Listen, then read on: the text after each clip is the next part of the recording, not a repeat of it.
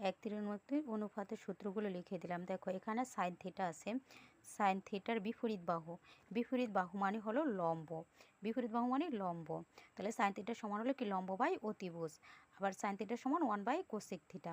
ঠিক তেমনি কোসেক থিটার সমান হলো সাইনের বিপরীত, তার মানে এখানে আমরা লিখছি লম্ব বাই অতিভুজ, তার মানে এখানে বিপরীত যেহেতু তার মানে কি অতি যাবে উপরে লম্ব যাবে নিবে, তার মানে কি অতিভুজ বাই লম্ব।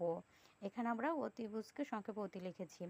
তারপরে কোসেক থিটা সমান হবে 1/sin থিটা। ঠিক তেমনি কস থিটা সমান হলো সন্নিহিত বাহু মানে ভূমি, তাহলে কস থিটা সমান হলো ভূমি বাই অতিভুজ। আবার কস থিটা সমান 1/sec থিটা, আমাদের মনে রাখতে হবে কস থিটা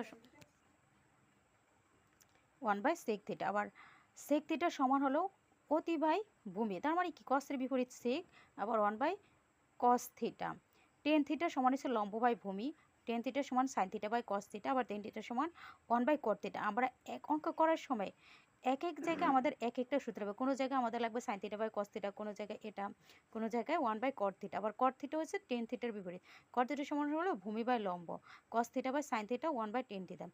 আরও তিনটা সূত্র আছে, একটা হচ্ছে sine square theta plus cos square theta equal 1, আবার একটা হচ্ছে cosec square minus cot square equal 1, sec square minus tan square theta equal 1।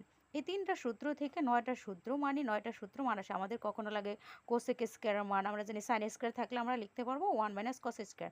তো এই তিনটা সূত্র থাকলে আমরা এগুলো পারতে জানি। এখানে sine square plus cos square আছে, এখানে 1। এখন আমরা সাইন স্কয়ার যদি বের করতে বলে যে সাইন স্কয়ার সমান কি, সাইন স্কয়ার থিটা সমান হবে এখানে 1, এই পাশে প্লাস কস থাকলে সমান চিহ্নের এই পাশে আসলে কি হয়ে যায় পরিবর্তন হয়ে যায়। তার মানে এখানে প্লাস কস স্কয়ার থিটা ছিল, সেটা 1-এর পাশে মাইনাস কস স্কয়ার থিটা হয়ে যাবে। আবার কস স্কয়ার থিটা সমান হবে 1 minus sine square theta cosec cot, এ পাশে কট।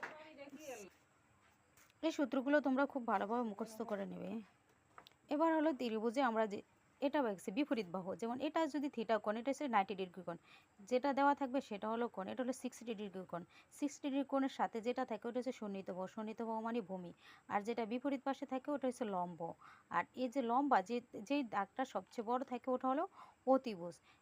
এখন যদি আমরা এই কোণটা নিই, এর জায়গায় যদি আমাদের বলে যে এখানে থিটা কোণ আছে, তখন কিন্তু আবার এটা কি হয়ে যাবে ভূমি, আর এটা হয়ে যাবে লম্ব। যেমন এ বি সি সমকোণী ত্রিভুজের সি কোণ সমকোণ A B equal 13 centimetre, BC সমান 12 সেন্টিমিটার, এবং এ বি সি এখানে বলে দিছে বি কোণটা থিটা কোণ হবে। কোণের ভিতরে যদি এ বি সি দেওয়া থাকে, মাঝখানে যেটা থাকে সেটা কোণ হয়, তার মানে আমাদের বি কোণের জায়গায় থিটা লিখতে হবে। এখন আমাদের সাইন থিটা কস থিটা ও টেন থিটা এর মান বের করতে হবে, দেওয়া আছে আমরা এগুলো লিখলাম। এ বি সমান 13, বিসি সমান 12, এসি সমান আমরা বের করব, তো এসি সমান মানটা আমরা বের করব। এখন আমরা পিথাগোরাসের উপপাদ্য অনুযায়ী জানি যে অতিভুজ স্কয়ার সমান হলো লম্ব স্কয়ার প্লাস ভূমি স্কয়ার, অতিভুজ স্কয়ার সমান লম্ব স্কয়ার প্লাস ভূমি স্কয়ার। অতএব এখানে আমাদের অতিভুজ হলো এ বি হলো অতিভুজ এবং বিসি হলো ভূমি, এ বি হলো লম্ব, এই বিসি হলো ভূমি, এ বি হলো লম্ব।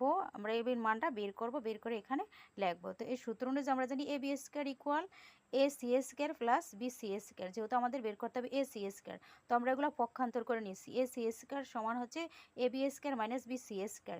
এখন এই সমান চিহ্নের ডান পাশে যদি স্কয়ার থাকে সেটাই পাশে রুট ওভার হয়ে যায়। তো আমরা এখন এ বির মান বসেছি, এ বি সমান 13 এবং বি সি সমান 12, 13 স্কয়ার করলে এবং 12 স্কয়ার করে বিয়োগ করলে হয় 25, 25কে রুট বর্গমূল করলে হয় 5। এখন আমরা জানি সাইন থিটা সমান কি, সাইন থিটা সমান হচ্ছে আমাদের এই যে এটার বলে আমরা লম্বা, এখন আমরা 5 মানটা লিখছি, 5 মানটা বের করে এই লম্বার মানটা, এখন আমরা জানি সাইন থিটা সমান লম্ব বাই অতিভুজ, তাহলে এখানে লম্ব হলো কি এসি আর অতিভুজ হলো এ বি, তাহলে এখানে আমরা সাইন থিটা সমান লিখতে পারি 5/13, কস থিটা সমান হচ্ছে ভূমি আর লম্ব, ভূমি আর অতিভুজ, কস থিটা সমান ভূমি আর অতিভুজ, তাহলে এখানে আমাদের ভূমি হলো 12 আর অতিভুজ হলো 13, এবং টেন থিটা সমান হচ্ছে লম্ব বাই ভূমি, তাহলে টেন থিটার মাধ্যমে লম্ব পাইছি 5 এবং ভূমি হয়েছে 12।